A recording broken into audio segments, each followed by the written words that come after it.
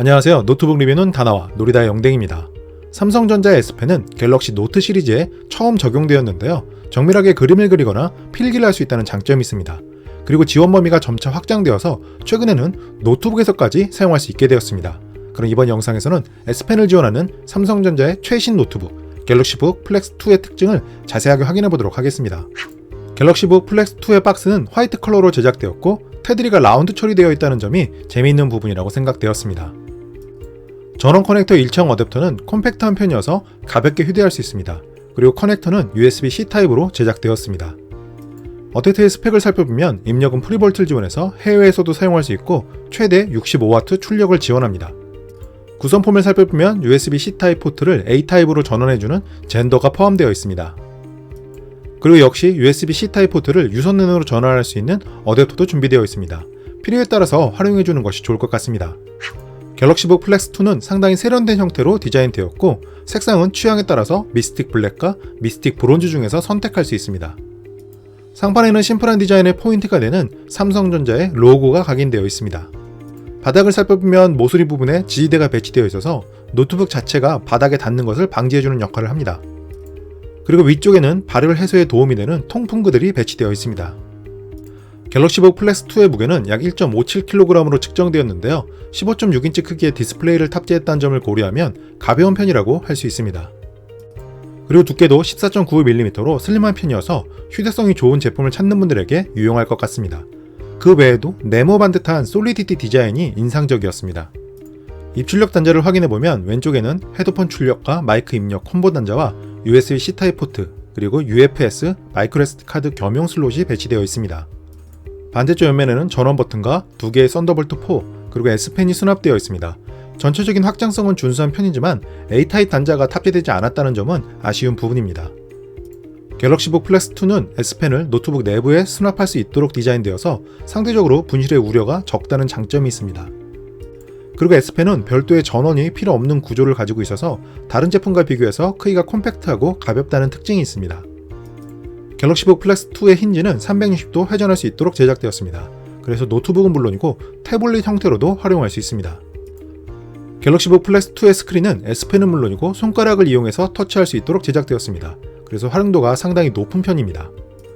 화면의 스펙을 살펴보면 15.6인치 풀 HD 해상도의 QLED 디스플레이가 탑재되었습니다. 실제에 가까운 색을 재현하는 것은 물론이고 최대 600니트의 밝기를 제공합니다. 베젤도 상당히 슬림한 형태로 제작되어서 전체적인 크기가 콤팩트하고 콘텐츠 자체에 더욱 몰입할 수 있다는 장점이 있습니다. 키보드는 숫자키를 포함하고 있어서 엑셀과 같은 작업도 편리하게 할 수 있습니다.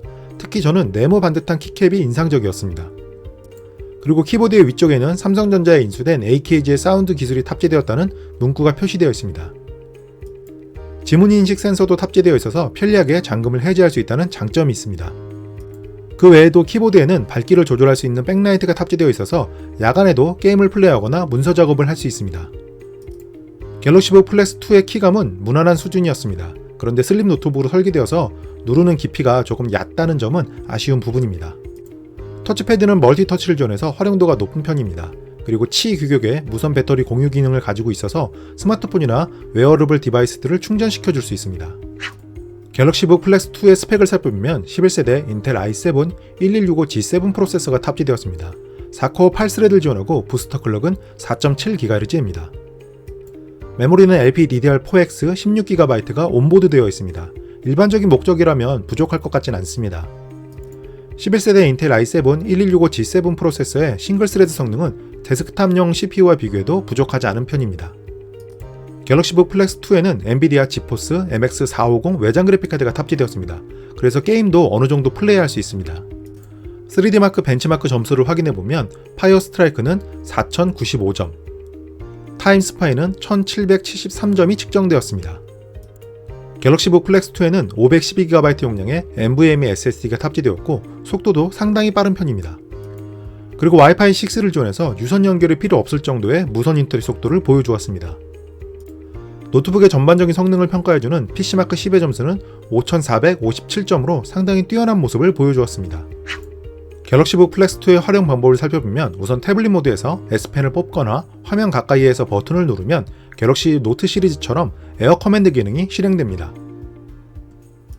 그리고 S펜은 제스처 기능을 지원하기 때문에 최대 10m 거리에서 원격 컨트롤 기능이나 프레젠테이션 용도로 활용할 수 있습니다. S펜을 이용해서 정밀하게 그림을 그리거나 필기를 할 수 있습니다. 특히 별도의 건전지를 내장하지 않아서 무게가 상대적으로 가볍다는 장점이 있습니다. 노트북 모드에서는 지문인식 버튼을 이용해서 간단하게 로그인을 할 수 있습니다. 실제로 옆자리에 모르는 사람이 있으면 비밀번호를 입력하기 약간 난감한 경우가 있습니다. 갤럭시북 플렉스2에는 정말 속도 빠른 NVMe SSD가 탑재되어서 웹서핑과 같은 작업은 쾌적한 편입니다. 그리고 QLED 디스플레이를 탑재하고 있어서 실제에 가까운 화질로 동영상이나 넷플릭스를 감상할 수 있습니다. 키보드에는 숫자 키와 백라이트가 탑재되어 있어서 문서 작업 용도로도 활용할 수 있습니다. S펜을 이용해서 무선으로 프레젠테이션을 진행할 수도 있습니다. 갤럭시북 플렉스2에는 메모리 카드 슬롯이 탑재되어서 디지털 카메라로 촬영한 사진을 복사해서 바로 편집할 수 있습니다. 11세대 인텔 i7 1165G7 프로세서는 간단하게 동영상을 편집하는 용도로 부족하지 않는 성능을 제공합니다. 갤럭시북 플렉스2의 게임 성능을 살펴보면 리그 오브 레전드는 그래픽 보통에서 평균 147프레임이 측정되었습니다. 오버워치는 그래픽 품질 낮음에서 평균 100프레임이 측정되었습니다. 캐주얼한 게임은 어느 정도 플레이할 수 있을 것 같습니다.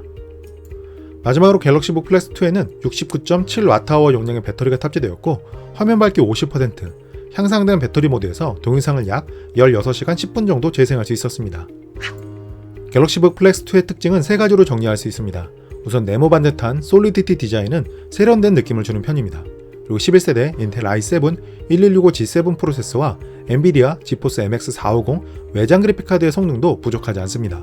마지막으로 S펜을 이용해서 정밀하게 그림을 그리거나 필기를 할 수 있다는 점도 차별화된 장점입니다. 그래서 저는 콘텐츠 크리에이터들에게 갤럭시북 플렉스2를 추천합니다. 그럼 리뷰 끝!